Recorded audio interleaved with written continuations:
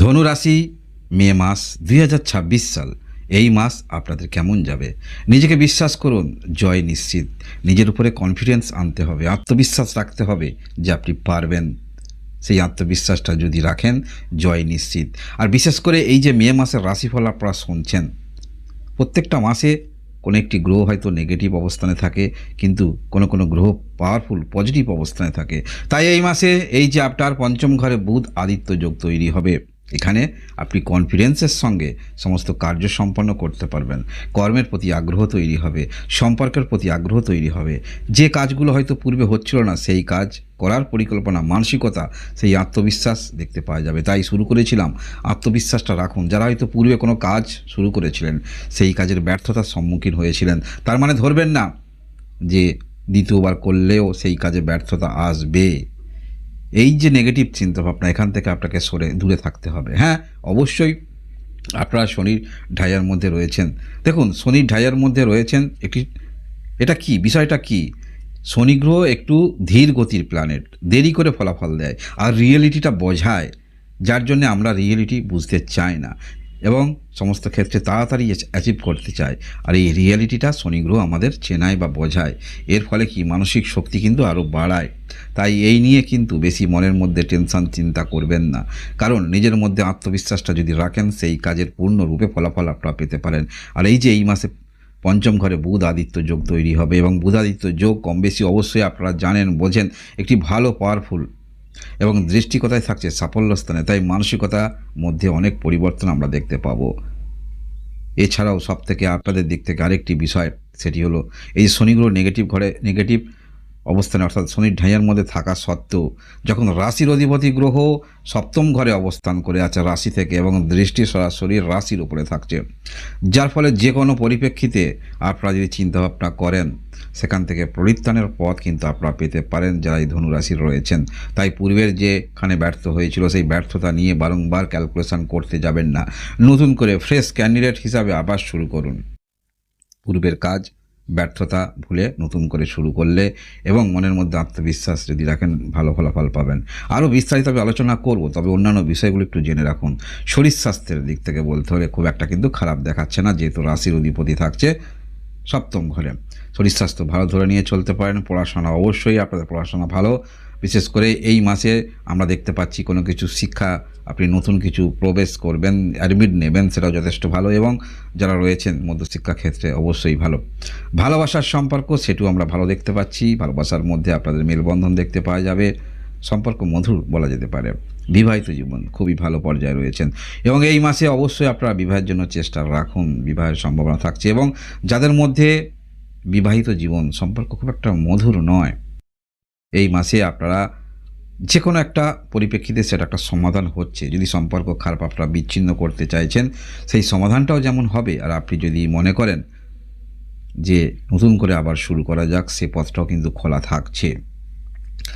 আপনাদের বিজনেস ক্ষেত্রে সেটা খুবই ভালো, আপনারা গুরুত্বপূর্ণ সিদ্ধান্ত নিতে পারেন। অনলাইন ক্ষেত্রে যারা বিজনেসটাকে শিফট করতে চাইছেন, অর্থাৎ যেটা অফলাইনে করছেন অনলাইনে করবেন, চিন্তাভাবনা কিন্তু ভালো, স্টার্ট করতে পারেন। গ্রহের অবস্থান যেটা ইন্ডিকেট করছে, এই ক্ষেত্রে আপনারা শুরু করতে পারবেন।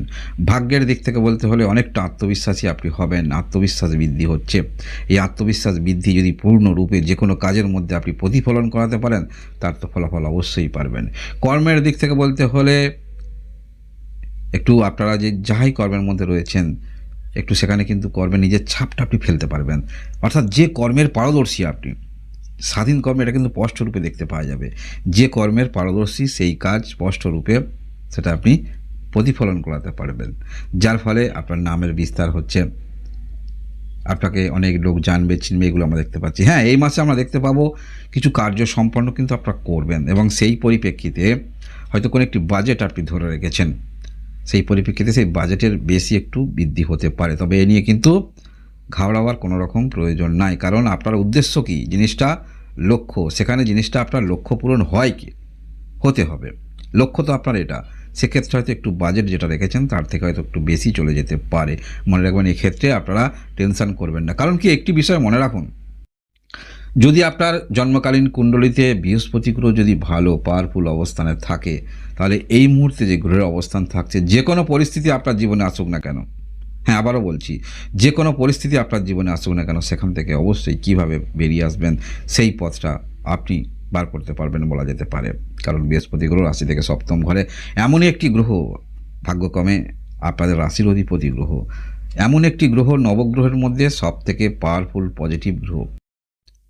বৃহস্পতি গ্রহ জন্মকালীন কুণ্ডলিতে কোথায় অবস্থান করে আছে, দৃষ্টি, সেগুলো যথেষ্ট গুরুত্বপূর্ণ।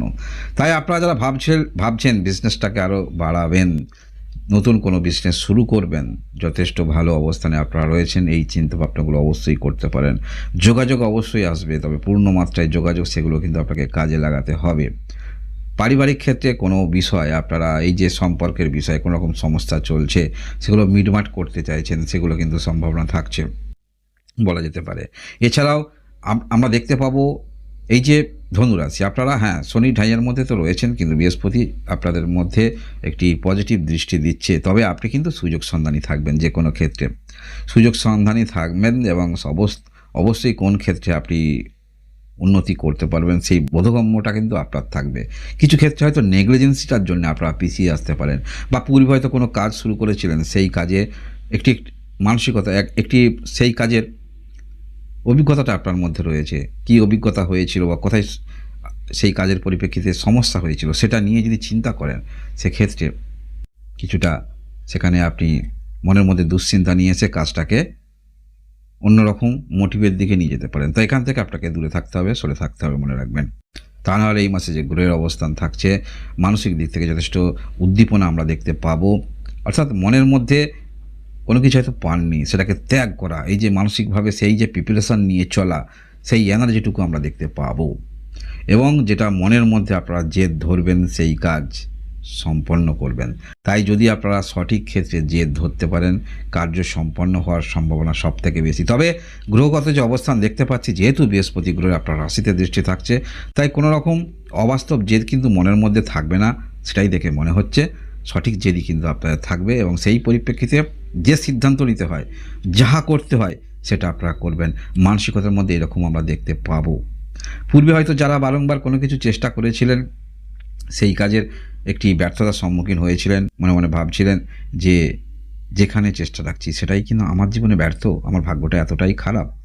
টেনশন করবেন না, আমাদের জীবনে, প্রত্যেকের জীবনে শনি 7.5 ঢাইয়া এগুলো কিন্তু হয়ে থাকে। তাই সমস্ত কিছু ক্ষেত্রেই আপনার ব্যর্থতা মানেই যে শনি গ্রহের জন্য আপনারা সেই রকম মনের মধ্যে নিয়ে চলবেন না। কারণ একটি কথা আবারও আপনাদের বলছি, শনি গ্রহ যে অবস্থান করে আছে, যদি আপনার মানসিকতা দুশ্চিন্তা মনের মধ্যে এলেও, পরক্ষণে কিন্তু আপনারা বিপরীত ধর্মী চিন্তাভাবনা, বিপরীতমুখী চিন্তাভাবনা, কীভাবে এখান থেকে রিলিফ পাওয়া যায়, সেই যে একটি পজিটিভ এনার্জি, সেটা কিন্তু অবশ্যই আপনারা পাবেন। তাহলে সমস্যাটা কোথায় আছে?